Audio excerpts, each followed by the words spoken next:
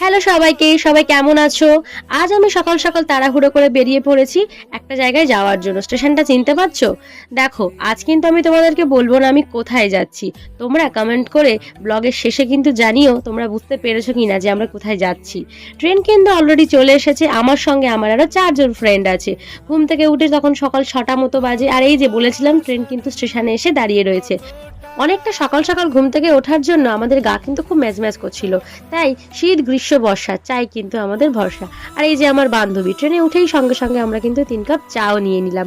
আর বলতে বলতে ট্রেন কিন্তু ছেড়ে দিল। দেখো কত সুন্দর পদ্ম ফুলের চাষ হয়েছে এখানে।